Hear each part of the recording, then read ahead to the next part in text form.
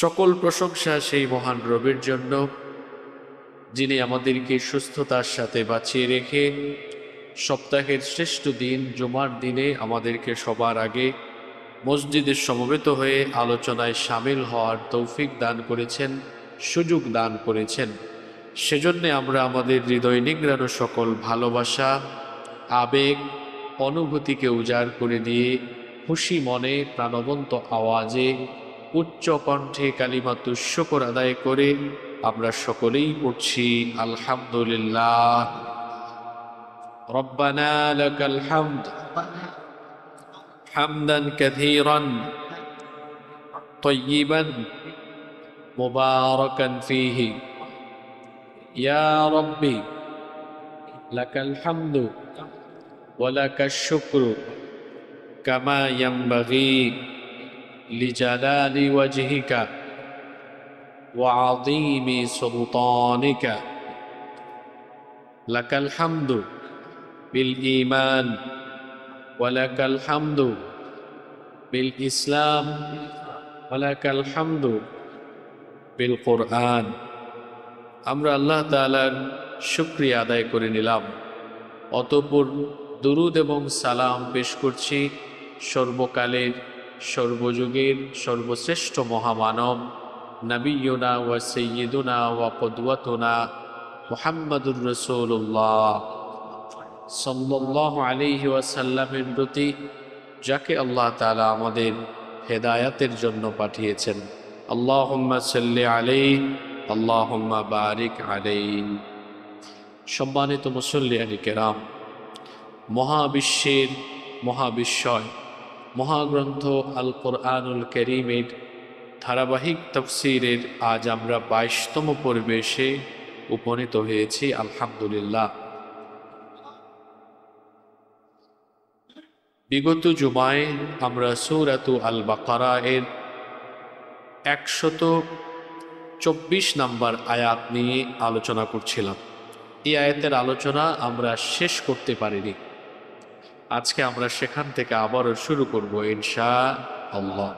আল্লাহ তাআলা বলছেন, وَإِذِ ابْتَلَى إِبْرَاهِيمَ رَبُّهُ بِكَلِمَاتٍ فَأَتَمَّهُنَّ قَالَ إِنِّي جَاعِلُكَ لِلنَّاسِ إِمَامًا قَالَ وَمِنْ ذُرِّيَّتِي قال لا ينال عهد الظالمين।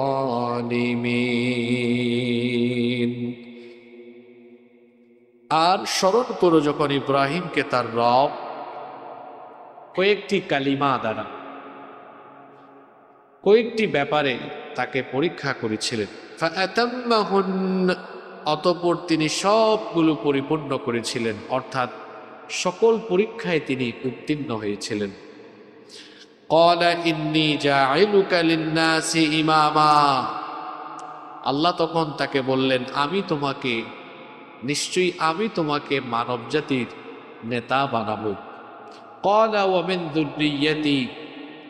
ইব্রাহিম আলাইহিস সালাম তখন বললেন, আমার বংশধরদের থেকেও নেতা বানিও। আল্লাহ তখন বললেন, ক্বালা লা ইয়ানালু আহদিয যালিমিন। জালিমদের ব্যাপারে আমার এই ওয়াদা পূর্ণ হবে না, অর্থাৎ কেউ যদি অবাধ্য সীমালঙ্ঘনকারী জালিম হয় তাকে নেতৃত্ব আমি দান করব না। এই আয়াতে আল্লাহর খলিল আমাদের জাতির পিতা ইব্রাহিম আলাইহিস সালামের শ্রেষ্ঠত্ব বর্ণনা করেছেন। তিনি ছিলেন তাওহীদের ব্যাপারে মানব জাতির ইমাম পদে তিনি অধিষ্ঠিত হয়েছিলেন। সুবহানাল্লাহ। ইব্রাহিম আলাইহিস সালামকে আল্লাহ তাআলা অনেকগুলো বিষয়ে পরীক্ষা করেছিলেন। ওনার গোটা জীবনটাই পরীক্ষার ছিল। বিগত জুমায় ইব্রাহিম আলাইহিস সালামের 3টি পরীক্ষার কথা আপনাদেরকে আমি বলেছিলাম। তার মধ্যে প্রথমটি বলেছিলাম, ওনার মূর্তির কারিগর পিতা এবং মূর্তি পূজারী কওমের সাথে নবুয়তের পরে তিনি যে বাকযুদ্ধ বা মনস্তাত্ত্বিক পরীক্ষায় অবতীর্ণ হয়েছিলেন সেটা আমরা কোরআন থেকে শুনেছিলাম। অতঃপর দ্বিতীয় যে পরীক্ষায় তিনি অবতীর্ণ হয়েছিলেন সেটি হচ্ছে তার তারকা পূজারী সম্প্রদায়ের কিছু লোকদের সাথে তিনি মনস্তাত্ত্বিক যুদ্ধে অবতীর্ণ হয়ে সেখানেও তিনি অবিচল থেকেছেন, ঈমানি দৃঢ়তা দেখিয়েছেন এবং তাদের উপরে তিনি বিজয়ী হয়েছিলেন। সুবহানাল্লাহ। এরপরে কি হলো? যখন তিনি মূর্তির ঘরে ঢুকে বড় মূর্তিকে রেখে বাকিগুলোকে ভেঙে ফেললেন, তৃতীয় যে পরীক্ষায় তিনি অবতীর্ণ হয়েছিলেন, নমরুদের দরবারে এবার অগ্নি পরীক্ষার মুখোমুখি তিনি হয়েছিলেন। অগ্নি পরীক্ষার সম্মুখীন হওয়ার পরে ঈমানের দৃঢ়তার কারণে আগুনকে আল্লাহ তাআলা ইব্রাহিম আলাইহিস সালামের জন্য শান্তিদায়ক, আরামদায়ক বানিয়ে দিয়েছিলেন। সুবহানাল্লাহ। এই তিনটা পরীক্ষার কথা গত জুমায় আমরা শুনেছিলাম। অতঃপর 4 নম্বর হিজরতের পরীক্ষায় তিনি অবতীর্ণ হলেন। দিন প্রচার প্রতিষ্ঠার সাথে হিজরত অঙ্গাঙ্গিভাবে জড়িত। দিন প্রচার প্রতিষ্ঠার কাজ করতে গেলে মাঝে মাঝে ঘর বাড়ি এলাকা ছেড়ে দেওয়ার মতো পরিস্থিতি চলে আসতে পারে। এটা অতীতের যুগে সকল নবী রাসূলদের বেলায়ও এই পরিস্থিতি এসেছিল। ইব্রাহিম আলাইহিস সালাম তার মূর্তি এবং তারকা পূজারী সম্প্রদায়ের কাছে দাওয়াত পেশ করলেন, কিন্তু দুঃখজনক ব্যাপার হলো ওনার স্ত্রী সারাহ আর ওনার ভাতিজা লূত আলাইহিস সালাম ব্যতীত সম্প্রদায়ের আর কোনো ব্যক্তি আল্লাহর দ্বীন গ্রহণ করল না। অতএব এই পরিস্থিতিতে তিনি আল্লাহর হুকুমে হিজরতের সিদ্ধান্ত নিলেন। তখন তিনি বাবেল বা বাগদাদের পার্শ্ববর্তী দেশ শাম অর্থাৎ সিরিয়ায় অবস্থিত তখনকার বাইতুল মুকাদ্দাসের অদূরে কেনান নামক অঞ্চলে হিজরত করেন। কোথায় হিজরত করলেন? কেনানে। তার সফর সাথী কয়জন? 2 জন মাত্র। একজন হচ্ছেন তার স্ত্রী সারাহ আর আরেকজন হচ্ছেন তার ভাতিজা লূত আলাইহিস সালাম। তারা কেনানে হিজরত করলেন। কেনানে যাওয়ার পরে সেখানে দুর্ভিক্ষ দেখা দিল।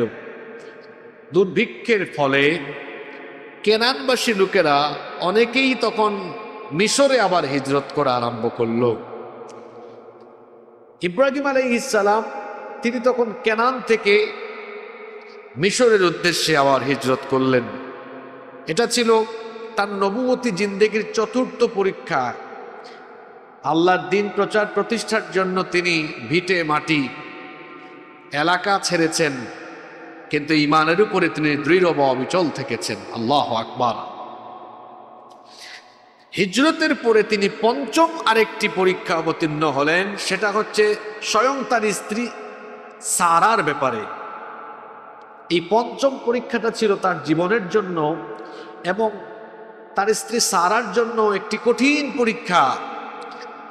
যখন তারা কেনান থেকে মিশরের উদ্দেশ্যে হিজরত করছেন, তখনকার সময়ে মিশর যারা শাসন করতেন সেই শাসকদের উপাধি ছিল ফেরাউন। ফেরাউন কোনো মানুষের নাম নয়, এটা একটা উপাধি। যেমন সিটি কর্পোরেশনে প্রায় সম্ভবত 41-42টা ওয়ার্ড থাকে, প্রত্যেকটা ওয়ার্ডে একজন কাউন্সিলর বা কমিশনার থাকে। কাউন্সিলর বা কমিশনার কি কারো নাম? এটা তার দায়িত্বের নাম, কিন্তু তার নাম আছে আরেকটা। মেয়র কি কারো নাম নাকি?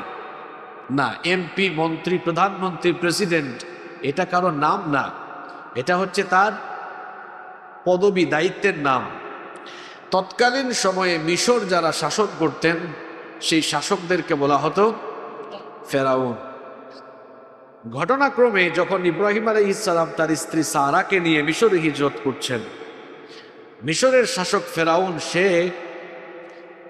সেই সময়ে ছিল অত্যন্ত মদ্যপ, মদের প্রতি আসক্ত এবং নারী আসক্ত। তার নিয়োজিত লোকেরা রাস্তাঘাটে কোনো সুন্দরী নারী পেলে তাকে অপহরণ করে ফেরাউনের দরবারে নিয়ে যেত। বিবি সারা তিনি ছিলেন অন্যতম সুন্দরী এক নারী, যদিও বয়স তার তখন মোটামুটি 60 ঊর্ধ্ব 70-এর কাছাকাছি, তবুও সৌন্দর্যের কোনো দিক তার মধ্যে কমতি ছিল না। ফেরাউনের লোকজন যখন এটা দেখলো, বিবি সারাকে অপহরণ করলো। আর সেই যুগে নিয়ম ছিল, কোনো নারীকে অপহরণ করলে সেই নারীর সাথে যদি স্বামী থাকতো তাহলে সাথে সাথে তারা তাকে খুন করে ফেলতো। যখন বিবি সারাকে তারা অপহরণ করতে গিয়েছিল, ইব্রাহিম আলাইহিস সালামকে সাথে দেখে তারা বলেছিল, তুমি কে? ইব্রাহিম আলাইহিস সালাম এই নিয়ম জানতেন। জানার ফলে তিনি উত্তর দিয়েছেন যে আমার সাথে যে আছে সে আমার বোন। পরবর্তীকালে সারা জিজ্ঞেস করেছিলেন, আমি তো আপনার স্ত্রী, আপনি আমাকে বোন বলেছিলেন কেন? তিনি আসলে মিথ্যা বলেন নাই। এটাকে আরবিতে বলা হয় তাউরিয়া। এটা একটা কৌশল, অলংকার শাস্ত্রের ভাষায় এটাকে বলা হয় তাউরিয়া। মানে বক্তা বলে এক অর্থে, শ্রোতা বুঝে আরেক অর্থে। তখন জাতির পিতা ইব্রাহিম আলাইহিস সালাম জবাব দিয়েছিলেন, সারা আমি ভুল কিছু বলিনি, তুমিও আল্লাহর উপর ঈমান এনেছো, আমিও আল্লাহর উপর ঈমান এনেছি। আমাদের মধ্যে স্বামী স্ত্রীর সম্পর্ক, কিন্তু আমাদের উভয়ের মধ্যে আবার ঈমানি আর একটা সম্পর্ক আছে। ওই ঈমানি সম্পর্কে তো ভাই বোন হই। এজন্য আমি ওইভাবে জবাব দিয়েছি। এটা মিথ্যার কোনো আশ্রয় নেই, শত্রুর সাথে আমি কৌশল করেছি মাত্র। এটাকে অলংকার শাস্ত্রের ভাষায় বলা হয় তাউরিয়া। কি বলা হয়? অপহরণ করে ফেরাউনের দরবারে এরা নিয়ে গেল। বিবি সারাকে ফেরাউনের লোকজন অপহরণ করে নিয়ে গেল। এইদিকে ইব্রাহিম আলাইহিস সালাম এই কঠিন পরিস্থিতিতে তিনি নামাজের মধ্যে দণ্ডায়মান হয়ে গেলেন। এরপরে আল্লাহর দরবারে দোয়া করতে লাগলেন। এখানে একটা বিষয় খেয়াল করবেন, যখনই কোনো মুমিন বালা মুসিবতে পড়বে তখনই আল্লাহর কাছে দোয়া করবে, প্রয়োজনে নামাজে দাঁড়াবে। কিন্তু দেখবেন আমাদের সমাজে অনেক লোকজন আছে, বিপদে আপদে পড়লে মাজারে দৌড়ায়, বিপদে আপদে পড়লে বিভিন্ন মাজারের মধ্যে তবারুক নিয়ে যায়, বিপদে আপদে পড়লে তাবিজের পেছনে দৌড়ায়। বিপদ আপদ থেকে আপনাকে তাবিজ বা কোনো মাজারের পীর উদ্ধার করতে পারবে না। বিপদ থেকে যিনি উদ্ধার করতে পারেন, সবাই বলেন তিনি কে? ইব্রাহিম আলাইহিস সালাম আল্লাহর দরবারে দোয়া করলেন, হে আল্লাহ, আমার স্ত্রীর ইজ্জত সতীত্বের হেফাজত তুমি করো। ওইদিকে বিবি সারাকে অপহরণ করে যখন ফেরাউনের দরবারে নিয়ে যাওয়া হলো, বিবি সারা ওযু করে নামাজে দাঁড়িয়ে গেলেন। তিনি বললেন, হে রব, আমি তোমার উপরে আর তোমার রাসূলের উপর ঈমান এনেছি, এবং তুমি তো সাক্ষী আছো আমার সতীত্ব কেবলমাত্র আমি আমার স্বামীর জন্য সংরক্ষণ করেছি। সুতরাং আজ তুমি এই কঠিন বিপদে এই নিষ্ঠুর লোকটার হাত থেকে আমাকে রক্ষা করো, আমাকে হেফাজত করো। আল্লাহ তাআলা জাতির পিতা ইব্রাহিম আলাইহিস সালামের দোয়াও কবুল করলেন, এইদিকে তার স্ত্রী সারার দোয়াও আল্লাহ কবুল করলেন। অতঃপর যখন ফেরাউন বিবি সারার দিকে এগিয়ে আসতেছিল, সঙ্গে সঙ্গে তার হাত আর পা অবশ হয়ে গেল। আল্লাহু আকবার। বিবি সারা এটা লক্ষ্য করলেন। তিনি বললেন, হে আল্লাহ, তুমি এই নিষ্ঠুর লোকটাকে হত্যা করো না, মেরে ফেলো না। কারণ সে যদি এখানে মারা যায়, বাহিরের লোকজন মনে করবে আমি তাকে খুন করেছি, তখন আমাকে খুনির অপবাদ দিয়ে আবার আমার ব্যাপারে আমার বিরুদ্ধে তারা বিচার দায়ের করবে। সুতরাং তাকে হত্যা করো না। আল্লাহ তাআলা সঙ্গে সঙ্গে ফেরাউনকে ভালো করে দিলেন। কিন্তু শয়তানি মতলবে যারা থাকে, এরা দেখবেন যখন সুযোগ পায় আবার তারা শয়তানি আরম্ভ করে।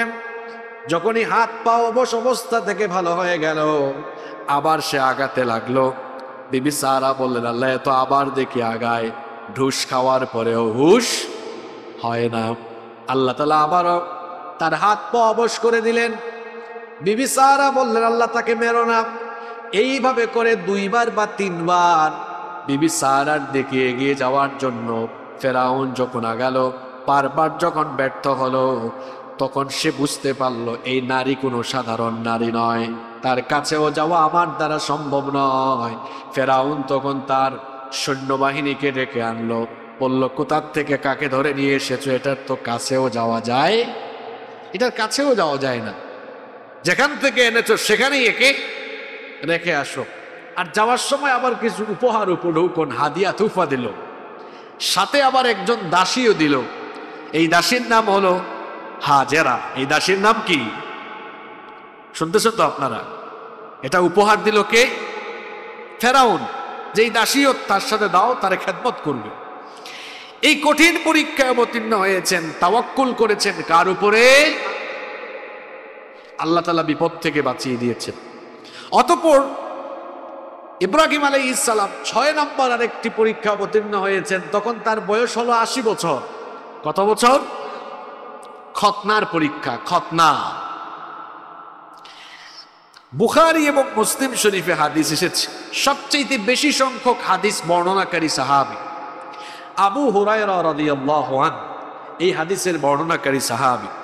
তিনি বলছেন, রাসূল করিম সাল্লাল্লাহু আলাইহি ওয়াসাল্লাম বলেছেন, ইখতাতানা ইব্রাহিম আলাইহিস সালাম ওয়া হুয়া ইবনু 80 সানাতান বিল কদুম।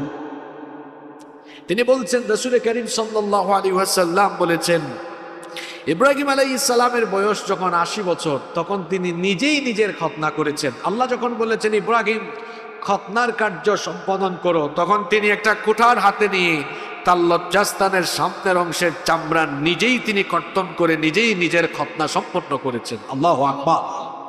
এত বড় কঠিন কাজ তিনি নিজেই করেছেন। এই খতনার পরীক্ষায়ও তিনি উত্তীর্ণ হয়েছেন। আল্লাহ যতগুলো আদেশ করেছেন তাকে সব আদেশ তিনি পালন করেছেন। সুবহানাল্লাহ। অতঃপর তিনি 7 নম্বর যে পরীক্ষা অবতীর্ণ হলেন, 80-র বেশি বয়স হয়ে গিয়েছে, এখনো একটা সন্তান নাই। আমাদের সমাজে কিছু লোকজন 25-26 বছর বয়সে বিয়ে করে, তারপরে যদি বিয়ে করার 3-4 বছর 5 বছরে বাচ্চা না হয় পাগল হয়ে যায়, বউ পিটায়, তারপর বলে কেমন তুমি বলো তো, একটা বাচ্চাও দিতে পারো না। আচ্ছা, বাচ্চা দেওয়ার মালিক কি বউ না আল্লাহ? আপনি বলবেন হুজুর এটা তো সমস্যা আছে, এটা দিতে পারে না। ভাই, বন্ধা নারীর ঘরেও সন্তান দিয়ে দেয় কে? জাকারিয়া আলাইহিস সালামের স্ত্রী বন্ধা, এই বন্ধা নারীর ঘরে সন্তান দিয়েছেন কে? আপনি তাবিজের পিছনে দৌড়ান, আপনি মাজারে চলে যান, আপনার ঈমান এমন পাতলা। কুকুর বছরে বাচ্চা দেয় কয়টা বলেন তো? আপনারা কি ঘুমায় গেলেন নাকি? কুকুর বছরে বাচ্চা দেয় কয়টা? মোটামুটি 6-7টা তো দেয়। কোন পীরের দরবারে যায় বলেন তো? কোন বাবার দরবারে গিয়ে বাচ্চা চায়? অটোমেটিক হইতেই থাকে। তা আপনার ঈমান তো খুব পাতলা, খুব দুর্বল। 80 বছরের বেশি বয়স, এখনো আল্লাহ তাকে সন্তান দেন না। এটা একটা কঠিন পরীক্ষা ছিল জাতির পিতার জন্য। তার স্ত্রী সারা ওই যে হাদিয়া পেয়েছেন এক দাসীকে, নাম জানো কি? এবার এই দাসীকে নিজের স্বামীর সাথে বিবাহ দিয়ে দিলেন। সুবহানাল্লাহ। বিয়ে হয়ে গেল। বিয়ে হয়ে গেল। ইব্রাহিম আলাইহিস সালাম আল্লাহর দরবারে দোয়া করলেন, রব্বি হাবলি মিনাস সালিহিন। দেখেন, সন্তান চাওয়ার দোয়াটাও দেখেন, শুধু বলেন নাই আল্লাহ আমাকে সন্তান দাও, দোয়ার ফর্মুলাটা দেখেন, কি চমৎকার শব্দ, কি চমৎকার বাক্য। রব্বি হাবলি মিনাস সালিহিন, রব আমাকে তুমি নেককার সন্তান দান করো। সুবহানাল্লাহ। কি সন্তান? নেককার সন্তান। যাদের ছেলে মেয়ে আছে হাত তুললে দোয়া করবেন, আল্লাহ আমার সন্তানকে আমার জন্য চক্ষু শীতলকারী বানাও। যাদের সন্তান হয়নি দোয়া করবেন, আল্লাহ আমাকে নেককার দিনদার সুসন্তান দান করুন। এমন সন্তান দিও না যেটার পরিচয় দিতেও সমাজে লজ্জা লাগে, এমন সন্তান দিও না। তিনি দোয়া করলেন, রব আমাকে নেককার সন্তান দাও। কি সুন্দর দোয়া, রব্বি হাবলি মিনাস সালিহিন, রব আমাকে নেককার সন্তান দান করুন। আল্লাহ দোয়া কবুল করে জানিয়ে দিলেন, ফাবাশশারনাহু বিগুলামিন হালিম, ইব্রাহিম তোমার দোয়া কবুল করলাম, আর তোমাকে এক ধৈর্যশীল নেককার সন্তানের সুসংবাদ দান করে দিলাম। সুবহান। সন্তান যখন হয়ে গেল, এবার তিনি পরবর্তী 8 নাম্বার পরীক্ষায় অবতীর্ণ হলেন। আল্লাহ বললেন, যে সন্তান জন্ম নিল, এই নবজাতক সন্তান এবং এই সন্তানের মা, এই দুইজনকে নিয়ে মক্কা নগরীতে নির্বাসনে রেখে আসো।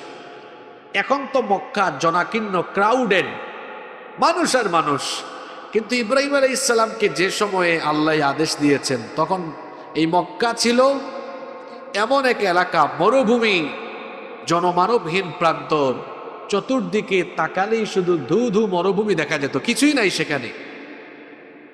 এখনো দেখবেন, আপনি সৌদি আরবে গেলে যদি একটু শহর থেকে বের হয়ে সফর করেন, বেশিরভাগ সময় শুধু মরুভূমি দেখা যায়। আপনারা হজ করতে গেলে দেখবেন, বা ওমরায় গেলে বা সফরে গেলে একটু দেখবেন, আপনারা যখন বাসে যান, কিংবা বাস থেকে আরো ভালো হয়, এখন তো বুলেট ট্রেন বের করেছে।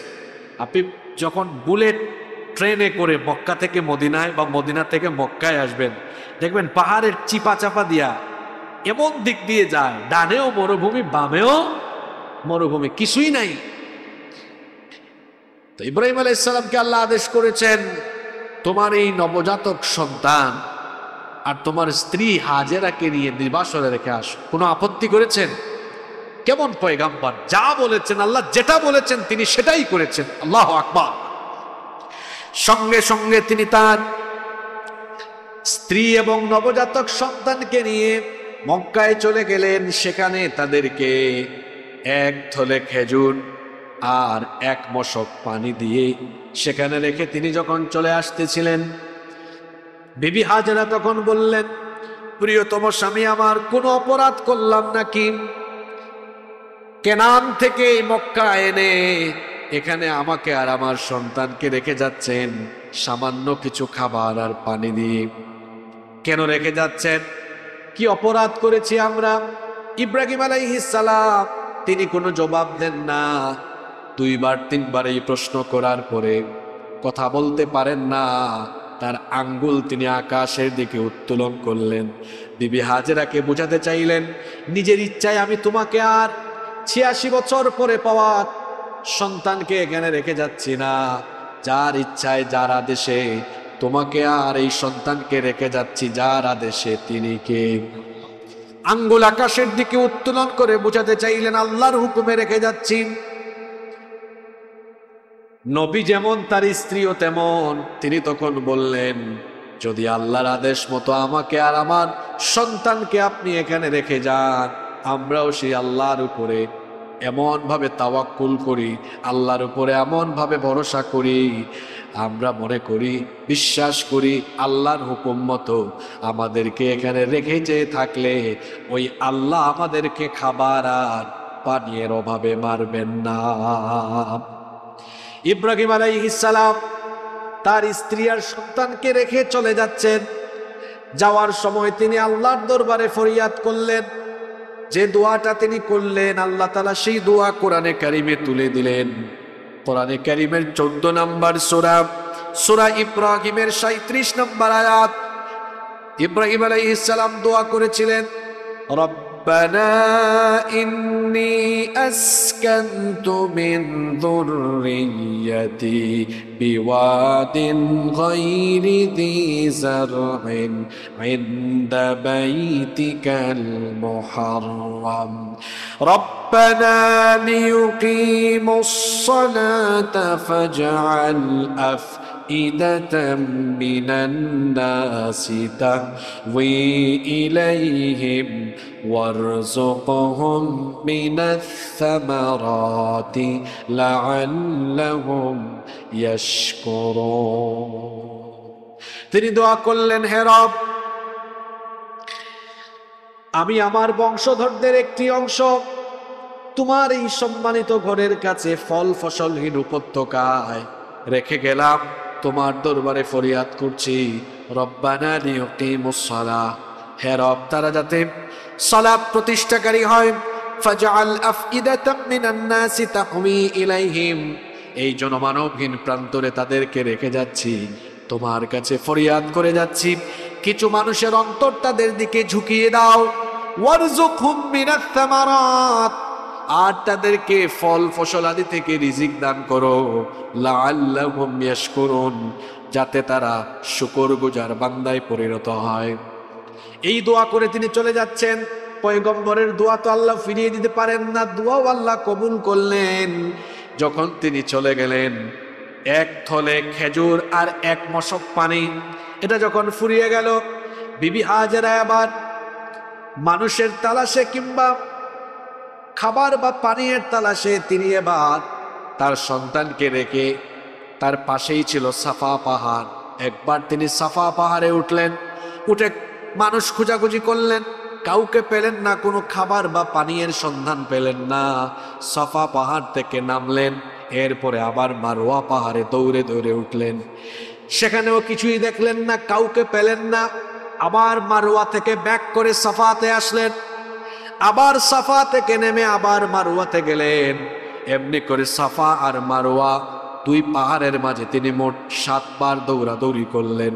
আল্লাহর কাছে তার এই প্রিয় বান্দী সাফা মারওয়া উভয় পাহাড়ের মধ্যে এই চক্কর, এই দৌড়াদৌড়ি এত ভালো লাগলো, এত পছন্দ হলো, কিয়ামত পর্যন্ত ইব্রাহিমের সন্তানরা হজ বা উমরায় গেলে এই সাফা আর মারওয়া পাহাড়ের মধ্যে 7 বার চক্কর দেওয়াকে আল্লাহ তাআলা ওয়াজিব করে দিয়েছেন।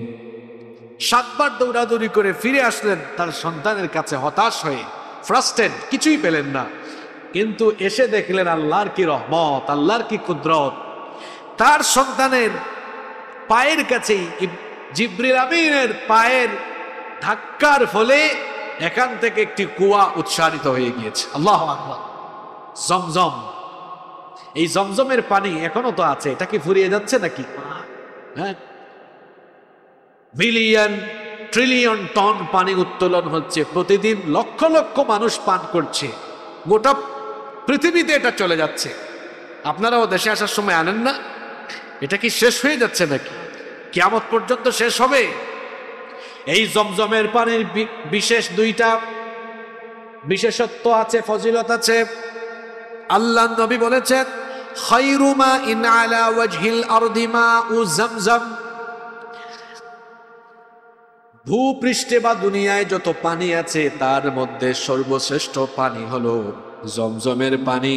ফিহি তাআমুম মিনাত তাম, এই পানির মধ্যে খাদ্যের উপাদান আছে, অর্থাৎ খাদ্যের মধ্যে যত উপাদান আছে জমজমের পানির ভেতরেও সেই উপাদান দিয়েছেন কে?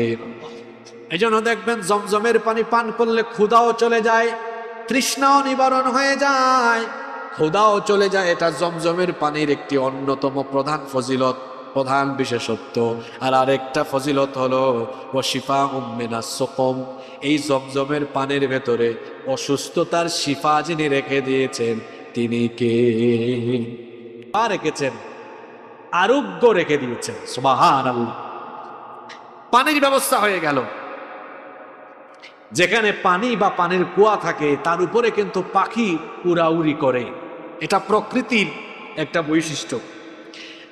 ইয়ামেন থেকে জুরহাম গোত্রের এক ব্যবসায়ী কাফেলা এই মরুভূমি দিয়ে যাচ্ছে, তাদের পানির দরকার পড়লো, তারা দেখলো পাখি উড়াউড়ি করছে। তারা বলল, আজীব ব্যাপার, আমরা তো ব্যবসায়ী কাফেলা নিয়ে প্রায়ই এই পথ দিয়ে যাতায়াত করি, এখানে তো কোনো কুয়া নাই, যেহেতু পাখি উড়াউড়ি করছে সম্ভবত এখানে কোনো পানি আছে। তারা তাদের কিছু লোকজনকে পাঠালো, দেখলো সত্যি সত্যি সেখানে পানি আছে, আর সেখানে পাশে একজন নারী আছেন। সেই নারী কে? হাজেরা। গিয়ে বললেন, আমাদের তো কিছু পানি প্রয়োজন, আপনি কি আমাদেরকে পানি নেওয়ার অনুমতি দিবেন? তিনি বললেন, দিব, শর্ত আছে। এরা ভাবলো হয়তো শর্ত হিসেবে কিছু দেরহাম টাকা পয়সা চাইবে হয়তো, কিন্তু দেখা গেল উল্টার, কোনো টাকা পয়সা চাইলেন না। বললেন, শর্ত হলো আমি ওইখানে একাকী বসবাস করি, তোমরা এখানে বসবাস করলেই পানি ব্যবহারের অনুমতি দেওয়া হবে। ওই যে ইব্রাহিম আলাইহিস সালাম যাওয়ার সময় যে দোয়াগুলো করেছেন, আল্লাহ কিন্তু দোয়া কবুল করেছেন। একটা দোয়া কি করেছিলেন? একটু আগে আয়াতটা পড়েছিলাম, ফাজআল আফইদাতাম মিনান নাসি তাহভি ইলাইহিম, আমার বউ বাচ্চাকে একা রেখে যাচ্ছি, কিছু মানুষ এখানে দাও যাতে এদের অন্তর এদের দিকে ঝুঁকে পড়ে। আল্লাহু আকবার। দোয়া কবুল হয়েছে তো এটা। তখন এরা বললেন, ঠিক আছে, আমরা এখানে বসবাস করব। ইসমাইল আলাইহিস সালাম বিয়ে করেছেন কোন গোত্রে? এই জুরহাম গোত্রেই তিনি বড় হয়ে বিয়ে করেছিলেন। এরা এখানে বসবাস করা আরম্ভ করলো। মক্কা আর জনমানবহীন প্রান্তর থাকলো না, দেখা গেল কাবা ঘরের পাশেই এখন মানুষের বসতি আরম্ভ হয়ে গেল। এভাবে একটি নির্জন জনমানবহীন প্রান্তর একটি ক্রাউডেড জনাকীর্ণ এরিয়াতে রূপান্তর হয়ে গেল। সুবহানাল্লাহ। পুত্র আর নিজের স্ত্রীকে নির্বাসনে রেখে আসার এই পরীক্ষা 8 নম্বর পরীক্ষা, বড় কঠিন পরীক্ষা ছিল। এটাতেও জাতির পিতা উত্তীর্ণ হয়েছে। এই ছেলে যখন বড় হয়ে গেল, এবার তার জীবনের আরেকটি কঠিন পরীক্ষা। আল্লাহ তাআলা স্বপ্নে দেখালেন তিনি তার এই ছেলেকে জবাই করছেন। আমরাও তো স্বপ্ন দেখি না? মাঝে মাঝে স্বপ্নে কক্সবাজার ঘুরে আসে, সুইজারল্যান্ডে ঘুরে আসে। তা আমাদের স্বপ্ন, আমরা স্বপ্ন দেখি আর নবীরাও স্বপ্ন দেখেন। আমাদের স্বপ্ন আর নবীদের স্বপ্নের মধ্যে পার্থক্য হলো, আমাদের স্বপ্ন চোখ বন্ধ করা পর্যন্ত স্বপ্নই থাকে। অনেক জায়গায় ঘোরাঘুরি করি, আমরা চোখ খুলে দেখি না, যে কম্বলের নিচে ছিলাম ওই কম্বলের নিচেই আছি। এই হলো আমাদের স্বপ্নের অবস্থা। আর নবীদের স্বপ্ন এটা শুধু স্বপ্ন নয়, নবীদের স্বপ্ন হলো আল্লাহর তরফ থেকে আসা ওহী। সুবহানাল্লাহ। ইব্রাহিম আলাইহিস সালাম তিনি যখন স্বপ্নে দেখলেন, তখন তিনি তার ছেলের কাছে গিয়ে এই স্বপ্নের কথা জানালেন। কোরআনে কারীমের 37 নম্বর সূরা সূরাতুস সাফফাতের 102 নম্বর আয়াত থেকে এই ঘটনা এভাবে এসেছে। ফালাম্মা বালাগা মা'হুস সা'য়া ক্বালা ইয়া বুনাইয়া ইন্নী আরা ফিল মানামি আন্নী আযবাহুকা ফানজুর মাযা তারা।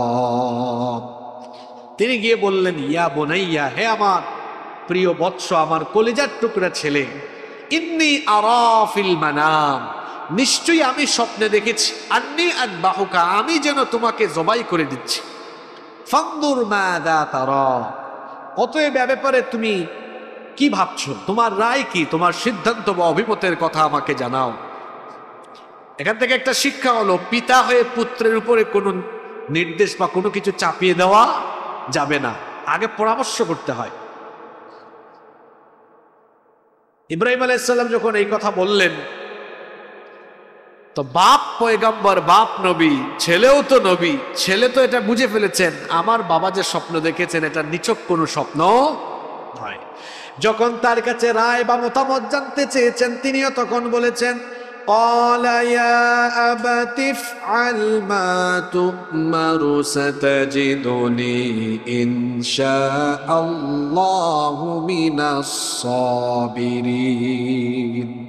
হে আমার পিতা, আপনি যে ব্যাপারে আদিষ্ট হয়েছেন আপনি তা পালন করুন, যা আপনাকে আদেশ করা হয়েছে সে আদেশ আপনি পালন করুন। সাতাজিদুনি ইনশাআল্লাহু মিনাস সাবিরিন, ইনশাআল্লাহ আপনি আমাকে সবরকারীদের অন্তর্ভুক্ত পেয়ে যাবেন। ইব্রাহিম আলাইহিস সালামকে যখন তার ছেলে ইসমাইল আলাইহিস সালাম এইরকম জবাব দিলেন, তখন তিনি তার ছেলেকে জবাই করার জন্য মক্কা থেকে 8 কিলোমিটার দূরে মিনা প্রান্তরে নিয়ে গেলেন। সেখানে নিয়ে এবার বাপ বেটা দুজনে যখন কুরবানের প্রস্তুতি নিলেন, আল্লাহ তাআলা বলছেন, ফালাম্মা আসলামা ওয়া তাল্লাহু লিল জাবিন ওয়া নাদাইনাহু আইয়া ইব্রাহিম। অতএব দুজনেই আনুগত্যের মস্তক অবনত করলেন। এখানে আরেকটা ঘটনা ঘটল। মাঝখানে যাওয়ার সময় ইবলিস এসে তিনবার বাধা দিয়েছে। স্বপ্নে দেখছো ইব্রাহিম, আল্লাহ তো আল্লাহর কাছে বলতে পারতে, আল্লাহ আমাকে অন্য কোনো অপশন দাও, স্বপ্ন দেখছো বলেই কি জবাই করে ফেলতে হবে? তো ভালো কাজে বাধা দেয় যে, তার নাম কি? জাতির পিতা এটা বুঝেছেন, সঙ্গে সঙ্গে তিনি তার দিকে পাথর নিক্ষেপ করেছেন। তিনবার তিন জায়গায় তিনবার পাথর নিক্ষেপ করেছেন। আল্লাহর কাছে এটা পছন্দ হয়েছে। এই জন্য ইব্রাহিম আলাইহিস সালামের সন্তানরা এখনো হজে গেলে কুরবানি করে, হজে গেলে এখনো তারা ওই 3টি জায়গায় এখনো তারা 3 বার পাথর নিক্ষেপ করা, আল্লাহ এটাকে হজের ভেতরের কার্যক্রম বানিয়ে দিয়েছেন। সুবহান। ইব্রাহিম আলাইহিস সালাম তার ছেলেকে জবাইয়ের প্রস্তুতি নিয়েছেন। তিনি তার ছেলেকে শুইয়ে দিয়েছেন, ছুরি চালাবেন। আল্লাহ বললেন, ইয়া ইব্রাহিম কদ সাদ্দাকতার রুইয়া, তুমি তো দেখি সত্যি সত্যি স্বপ্নকে বাস্তবে রূপ দান করতে যাচ্ছ। ইন্না কাযালিকা নাজজিল মুহসিনিন, নিশ্চয়ই আমি সৎকর্মশীলদেরকে প্রতিদান দিয়ে থাকি। তিনি বললেন, হে ইব্রাহিম শোনো, ইন্না হাযা লাহুয়াল বালাউল মুবিন, নিশ্চয়ই এটা ছিল তোমার জন্য বড় রকমের একটা পরীক্ষা। ওয়াফাদাইনাহু বিযিবহিন আযীম, সুতরাং তোমার ছেলেকে আর জবাই দেওয়া লাগবে না, আমি আল্লাহ খুশি হয়ে গেলাম। আল্লাহ তখন ইসমাইল আলাইহিস সালামের পরিবর্তে জান্নাত থেকে আরেকটি জবাই পাঠিয়ে দিলেন, আরেকটি জবাইয়ের জন্তু আল্লাহ পাঠিয়ে দিলেন। ওয়া তারাকনা আলাইহি ফিল আখিরিন, আর এটাকে আল্লাহ পরবর্তীদের জন্য সুন্নত হিসাবে রেখে দিলেন। এভাবে আল্লাহ তাআলা ইব্রাহিম আলাইহিস সালামকে এই পরীক্ষায় অবতীর্ণ করার পরেও তিনি এই পরীক্ষায় উত্তীর্ণ হয়েছেন। এরপরে ইব্রাহিমের জীবনের 10 নম্বর পরীক্ষা ছিল কাবা ঘর পুনর্নির্মাণের দায়িত্ব আল্লাহ তাকে দিয়েছেন, বিরাট এক দায়িত্ব। পৃথিবীতে সর্বপ্রথম যে ঘর বানানো হয়েছে সেটা কোন ঘর? এটা কার ঘর? নাকি এই পাহাড়তলির কারো ঘর সর্বপ্রথম বানানো হয়েছে? পৃথিবীর কোন ঘর প্রথম ঘর এটা আমি বলা লাগবে না, কোরআনে এটা আছে। আল্লাহ বলেছেন, ইন্না আউওয়ালা বাইতিন উদিআ লিন-নাসি লাল্লাযী বিবাক্কাতা মুবারাকান ওয়া হুদাল লিল আলামিন। মক্কার অনেকগুলো নাম আছে, এর মধ্যে মক্কার একটি নাম হচ্ছে বাক্কা। মক্কার একটি নাম কি? বাক্কা। এটা কোরআনে এসেছে, বাক্কা। আল্লাহ বলেছেন, ইন্না আউওয়ালা বাইত, নিশ্চয়ই প্রথম ঘর, উদিআ লিন-নাস, যা মানুষের জন্য তৈরি করা হয়েছে, লাল্লাযী বিবাক্কাতা, যেটা বাক্কায় অর্থাৎ মক্কায় অবস্থিত, মুবারাকান ওয়া হুদাল লিল আলামিন, এবং যেই ঘরকে বরকতময় আর বিশ্ববাসীর হেদায়েতের কেন্দ্রে পরিণত করা হয়েছে। সুবহানাল্লাহ। এটা আল্লাহ প্রথম ফেরেশতাদেরকে দিয়ে বানিয়েছেন। এরপরে আদম আলাইহিস সালাম এটা পুনর্নির্মাণ করেছেন। আপনারা জানেন, নূহ আলাইহিস সালামের সময় একটা মহাপ্লাবন হয়েছিল। এই মহাপ্লাবনে কাবাগরের দেয়াল ভেঙে গিয়েছিল, প্রাচীর ভেঙে গিয়েছিল, কিন্তু ভিত্তি তো ঠিকঠাক ছিল। এরপরে আল্লাহ তাআলা ইব্রাহিম আলাইহিস সালামকে ফেরেশতাদের মাধ্যমে কাবাগরের ভিত্তি দেখিয়ে দিয়েছিলেন এবং এই জায়গাকে পুনর্নির্মাণ করার আদেশ দিয়েছিলেন।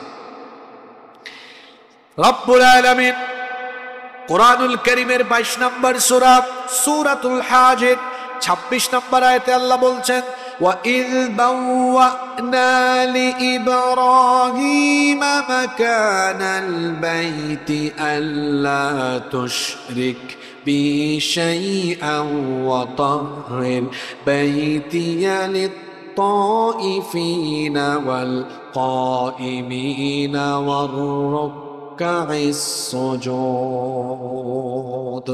আর স্মরণ করো যখন ইব্রাহিমকে কাবা ঘরের জায়গাটি দেখিয়ে দেওয়া হয়েছিল, বলা হয়েছিল আল্লাহ তুশরিক বি শাইআ, আল্লাহর সাথে কাউকে শরীক করবে না। এই ঘর পুনর্নির্মাণের জায়গা যখন দেখিয়ে দেওয়া হলো, বাপ আর বেটা দুইজন মিলে কাজ আরম্ভ করলেন। দুইজন মিলে এবার কাবা ঘর রিকনস্ট্রাকশন, পুনর্নির্মাণ বা সংস্কারের কাজ তারা করছেন। সব জায়গায় পাথর সেট করেছেন, এক জায়গায় বাকি আছে কোনা দিয়ে। তিনি তার ছেলেকে বললেন, যাও বাবা পাথর খুঁজে নিয়ে আসো। ছেলে পাথর নিয়ে এসে দেখেন বাবা ওই জায়গায় পাথর ফিট করে দিয়েছেন। বাবা এটা কোথায় পেয়েছেন? তখন বাবা ছেলেকে জবাব দিয়েছেন, এটা আল্লাহর ফেরেশতা জান্নাত থেকে নিয়ে এসেছেন। এই পাথরের নাম কি? হাজারে আসওয়াদ।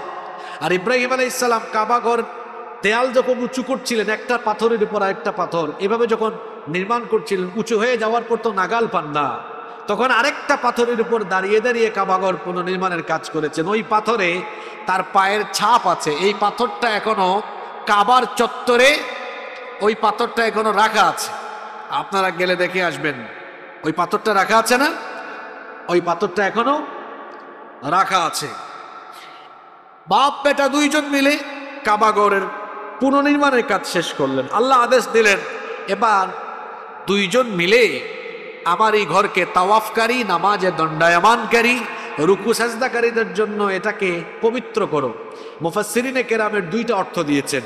এর একটা অর্থ হলো অর্থাৎ শিরকি সব কাজ থেকে এটাকে মুক্ত রাখো, আর দ্বিতীয় আরেকটি অর্থ হচ্ছে অপরিচ্ছন্নতা থেকে এটাকে পরিচ্ছন্ন রাখো। দুইজন মিলেই কিন্তু কাবাঘর পরিষ্কার করেছেন, ঝাড়ু দিয়েছেন। লজ্জা করেছেন নাকি? আর আমাদের দেশে দেখবেন মসজিদ ঝাড়ু দেওয়ার দায়িত্ব এটা খাদেমকে, মুয়াজ্জিন সাহেবকে দিয়ে সবাই লাট সাহেবের মতো বসে থাকে। মাঝে মাঝে একটু সুযোগ পাইলে মসজিদে এসে মসজিদটা ঝাড়ু দিয়ে, এতে মর্যাদা কমবে না। কিয়ামতের দিন যদি ফেরেশতা জাহান্নামে নিয়ে যাওয়ার জন্য জিনজির বাঁধে, তখন বলবেন আল্লাহ জাহান্নামে পড়ে দিও, আমার একটা পরিচয় আগে শোনো, আমি মৃত্যুর আগ পর্যন্ত তোমার ঘরের ঝাড়ুদার ছিলাম। এজন্য সুযোগ পেলে একটু মসজিদ ঝাড়ু দিবেন, এতে ইজ্জত কমবে না, বরং এটাকে নাজাতের মাধ্যম বানিয়ে দিতে পারেন কে? মসজিদের মুয়াজ্জিন, খাদেম, ইমামদের সাথে আমাদের দেশের শতকরা 95% মসজিদ কমিটি, মসজিদের ইমাম, মুয়াজ্জিন, খাদেমের সাথে দুর্ব্যবহার করে। এই জন্য ওই ইমাম, মুয়াজ্জিন এরাও দায়ী কম না, কারণ এরাও ব্যক্তিত্ব রক্ষা করে চলতে পারে না। তো এই জন্য ইমাম সাহেবদেরকে বলবো নিজেদের ব্যক্তিত্ব রক্ষা করবেন। একেবারে ব্যক্তিত্ব বিসর্জন দিয়ে যেখানে সেখানে দাওয়াত খাইতেও চলে যাবেন না। ডাকছে বলে কি চলে যাবেন? একটু চিন্তা ভাবনা করিয়েন। আপনার নিজের চলাফেরা কথাবার্তা ঠিক করেন, আরেকজন আপনাকে কথা বলতে হাজারবার চিন্তা করবে। তা আমাদের দেশে এটা হওয়ার আরো একটা কারণও আছে। এই যে ইমাম, মুয়াজ্জিন এবং পেশ ইমাম, এদের সাথে দুর্ব্যবহার কমিটি কেন করে? এর কিছু কারণ আমি খুঁজে বের করেছি। আমাদের দেশে বেশিরভাগ মসজিদে যারা ইমামতি করেন বা মুয়াজ্জিন হিসাবে আছেন, তারা খুব বড় পর্যায়ের গবেষক কোনো আলেম নন। কারণ যার পড়ালেখা, গবেষণা বা যার পড়ালেখার মাত্রা যত বেশি, তার কথাবার্তার ওজন, তার চলাফেরা, তার ব্যক্তিত্ব তো তেমন মাপের হয়। কিন্তু আমাদের দেশে হয়েছে যেটা, যে ইমামতি, মুয়াজ্জিন এগুলো যেহেতু সামাজিকভাবে সমাজের লোকরা নিয়ন্ত্রণ করে, বেতনও তারা দেয়, এজন্য কথাবার্তা ইচ্ছা মতো তারা বলে। কিন্তু আরব দেশগুলোতে আপনি দেখবেন সেখানে ইমাম সাহেব, মুয়াজ্জিন সাহেবদেরকে রাষ্ট্রীয় সুযোগ সুবিধা দেয়া হয়। এজন্য সমাজের মানুষ চাইলেও কিছু বলতে পারে না, কারণ এরা তো রাষ্ট্রীয় সুযোগ সুবিধা পায়। এবং সেই সকল দেশে গেলে দেখা যায় যে ইসলামিক স্কলার যারা, তারা সেখানে সবচাইতে বেশি সুযোগ সুবিধা নিয়ে বসবাস করেন এবং তাদের সম্মান অনেক বেশি। আর আমাদের দেশে তার একেবারে উল্টা। এবং সেই সকল দেশে ইমাম একটা গুরুত্বপূর্ণ পদ। ইমাম বললে সবাই সম্মান করে, কারণ সেখানে ইমাম যে কেউ হতে পারে না। ইমাম হওয়া মানে অনেক যোগ্যতায় উত্তীর্ণ ব্যক্তি ইমাম হতে পারে। ঠিক তেমনি ভাবে মালয়েশিয়াতে তারা টিচারদেরকে বা বড় বড় দায়ীদেরকে উস্তাজ বলে সম্বোধন করে এবং সেখানে খুব সম্মান করে। কিন্তু আমাদের দেশে মাঝে মাঝে গ্রামের লোকজন কয় যে যার নাই কোনো গতি সে করে ইমামতি। বিষয়টা এমন হয়ে গিয়েছে, দেখবেন শহরের অবস্থা তো মোটামুটি ভালো, গ্রামে গেলে দেখবেন বেশিরভাগ মসজিদের ইমাম দাখিল পাস, আলিম পাস, মিশকাত জামাত পাস করেছে, অথবা হাফেজি শেষ করেছে।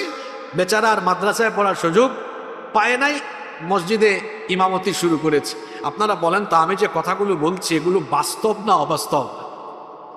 এখন লোকটা পড়াশোনা করেছেও কোন মতে দাখিল আলিম পাস করেছে, এরপরে ইমামতিতে ঢুকেছে। ওই এলাকার লোকজন তারে অল্প বেতন দেয় আর থাকা খাওয়ার জায়গা করে দিয়েছে। তারাও মনে হয় যেন চাকরের মতো আচার আচরণ শুরু করে।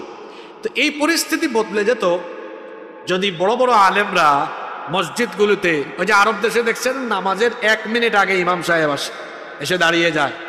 আবার দেখছেন না ইমাম সাহেবরা কি সুন্দর করে আসে, নিজের গাড়ি নিজে চালিয়ে আসে, নামাজ পড়ে নিজের গাড়ি চালায়া চলে যায়। আবার আমাদের দেশে আপনারা দেখবেন বেশিরভাগ মানুষের কনসেপ্ট এমন হয়েছে বা তাদের মানসিকতা এমন যে হুজুর মানি গরিব হইতে হবে।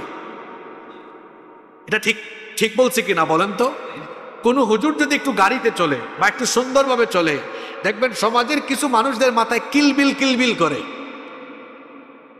আপনারা আমার সাথে একমত না দ্বিমত? মানে হুজুর যদি একটু গাড়িতে করে চলাফেরা করে আর একটু সুন্দর গেট আপ সেট আপে চলে, তো কিছু মানুষের মাথায় কিলবিল কিলবিল করে যে হুজুর কেন এভাবে চলে। বুঝতে পেরেছেন? এই হচ্ছে অবস্থা। কিন্তু আপনি আরব দেশগুলোতে গেলে দেখবেন, বা এরকম অনেক মুসলিম কান্ট্রি আছে, হ্যাঁ, ইমাম সাহেব আসতেছে রেঞ্জ রোভার গাড়ি ড্রাইভ করে। যারা গাড়ি চালান আপনাদের তো অভিজ্ঞতা আছে, কি রেঞ্জ রোভার গাড়ির দাম কি খুব কম নাকি? হ্যাঁ, অডিতে করে মার্সিডিজে করে আসতেছে। আমাদের দেশে এগুলো বাদ দেন, কোনো হুজুর যদি খালি এক্স করলায় ওঠে, দেখছো কারবা হুজুর হয়ে গাড়িতে উঠে, এরকম মাথার মধ্যে সমস্যা কিছু লোক আমাদের সমাজে আসে না নাই বলেন তো? এরা মনে করে হুজুর মানে গরিব হইতে হবে। দারিদ্রতার সাথে ইসলামের কোনো সম্পর্ক, ইসলাম দারিদ্রতাকে সমর্থন করে না। আপনার ইসলাম সম্পর্কে আরো পড়াশোনা করা দরকার, কারণ দারিদ্রতাকে নিরূপণের জন্য আল্লাহ তো যাকাতের ফর্মুলাই দিয়েছেন। পেটের মধ্যে খাবার না থাকলে, দারিদ্রতা থাকলে ইবাদতও মজা লাগে না।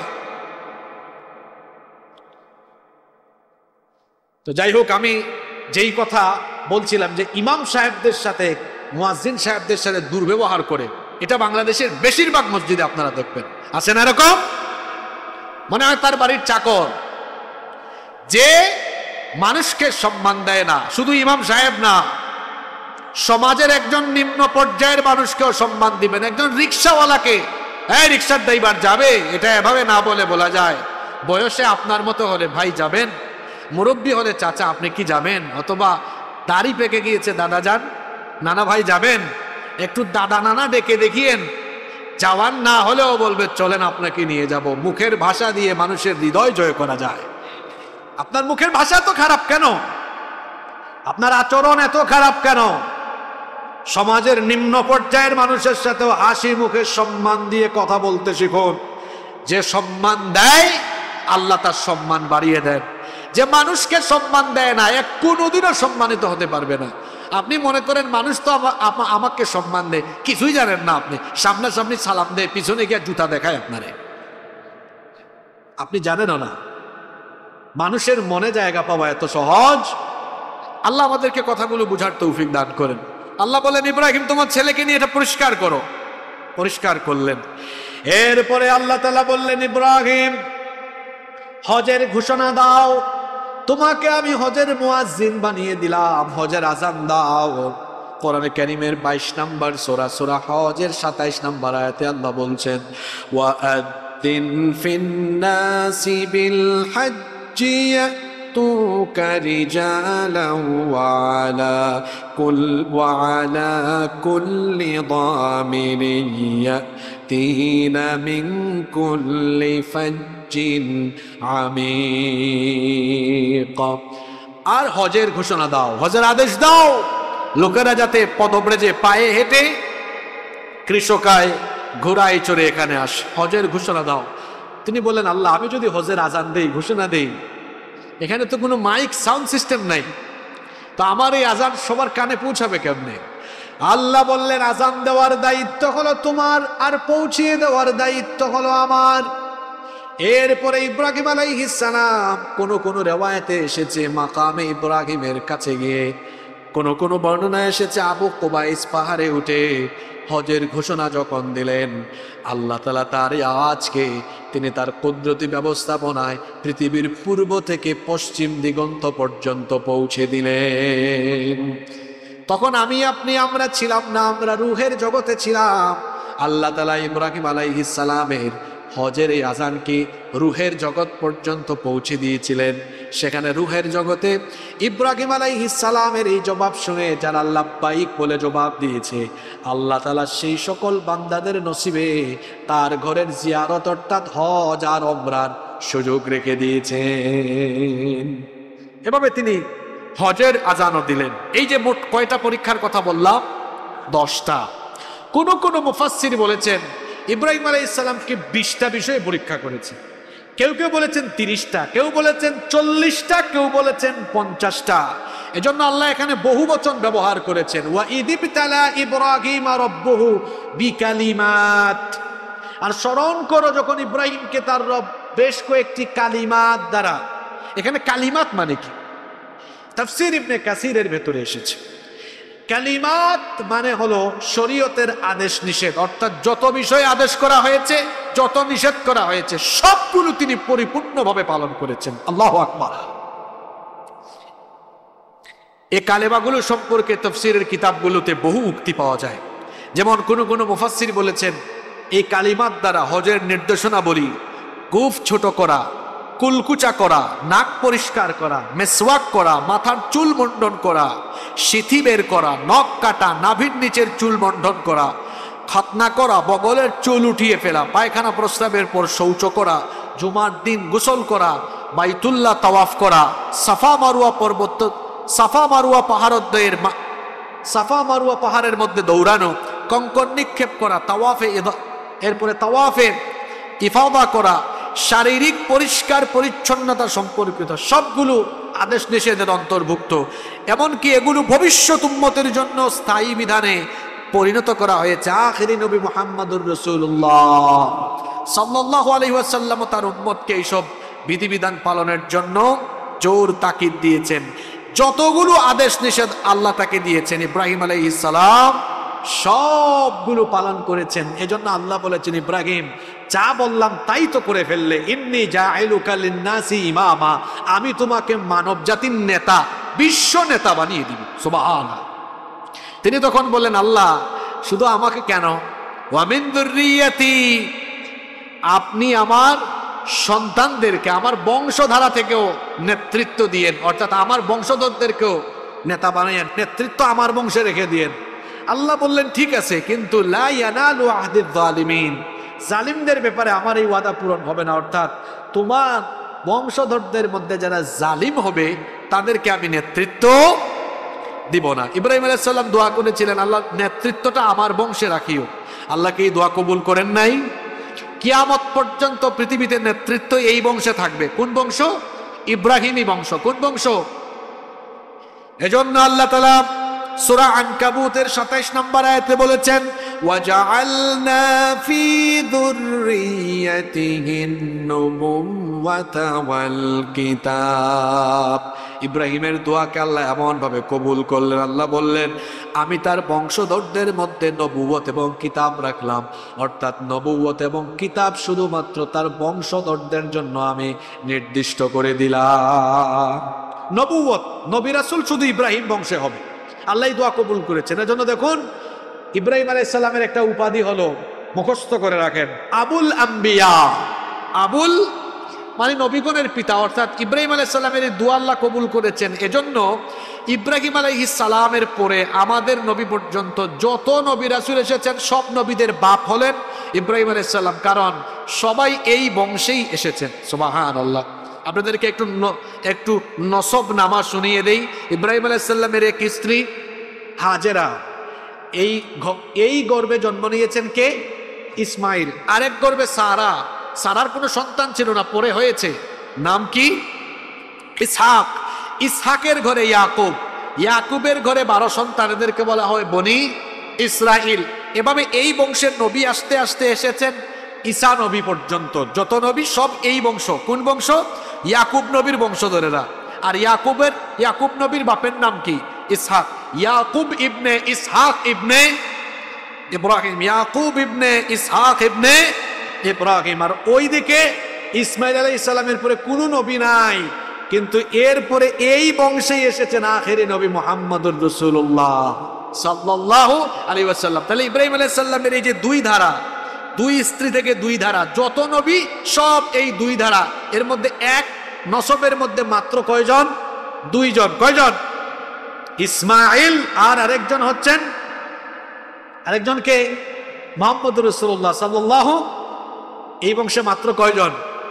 আর ওই বংশে বনি ইসরাইলের সব নবী, বনি ইসরাইলের যত নবী সব নবী এই ইয়াকুব আলাইহিস সালাম অর্থাৎ ইয়াকুব ইবনে ইসহাক ইবনে ইব্রাহিম এই বংশে বাকিরা এসেছেন। এই দোয়া কবুল করেছেন কে?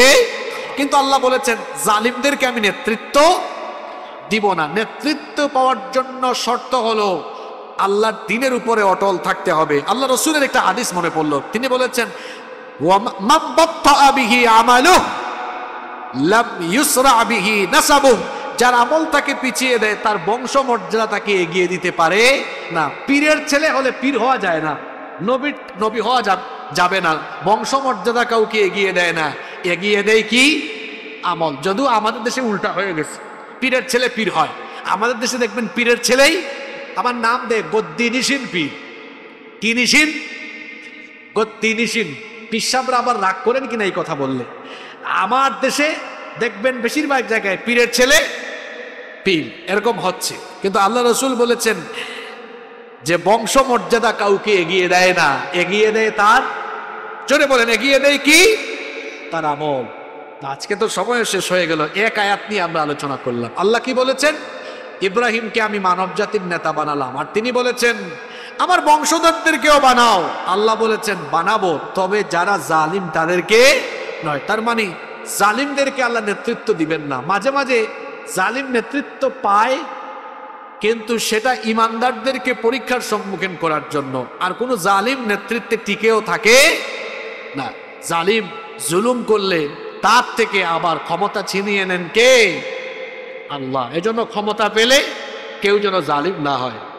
জাতিগত বা আঞ্চলিক স্বভাবের কারণে মাঝে মাঝে আমাদেরও মনস্তাত্ত্বিক কিছু সমস্যা আছে, মানসিক সমস্যা আছে।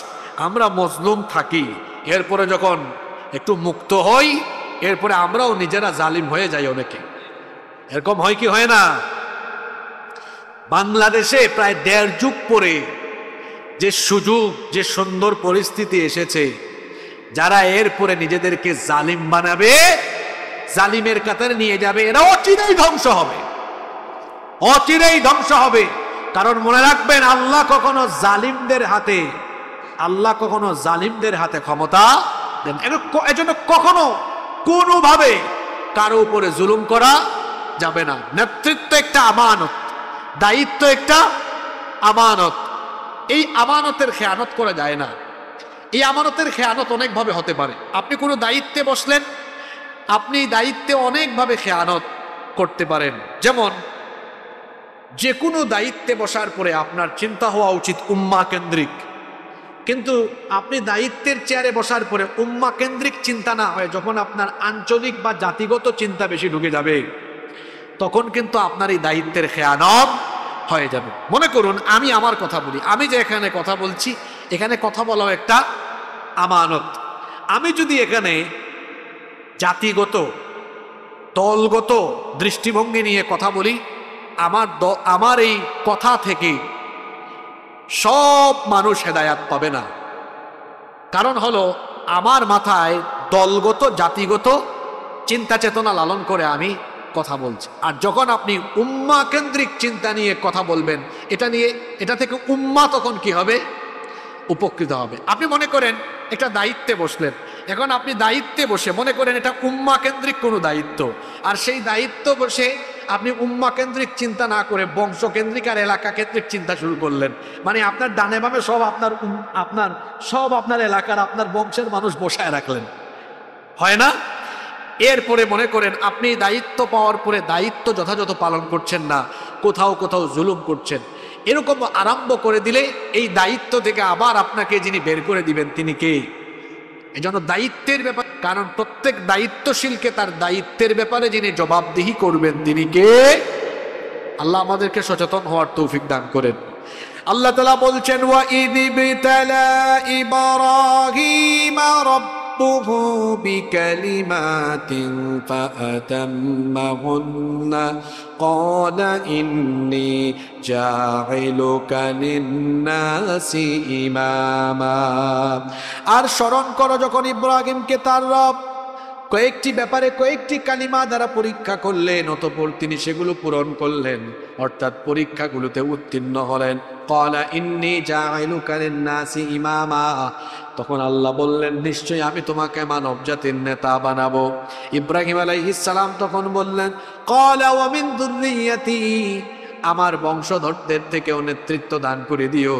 আল্লাহ তখন বললেন ক্বালা লা ইয়ানালু আহদিল যালিমিন, জালিমদের ব্যাপারে আমার এই ওয়াদা পূরণ হবে না, অর্থাৎ জালিমদেরকে আমি নেতৃত্ব দিব না। এর পরবর্তী আয়াত 125 নম্বর আয়াত থেকে 23তম পর্বের আলোচনা আমরা আগামী জুমায় শুরু করবো ইনশাআল্লাহ। আজকে যত কথা বলেছি আল্লাহ সেগুলো আমাদেরকে উপলব্ধি করে বাস্তব জীবনে আমল করার তৌফিক দান করেন।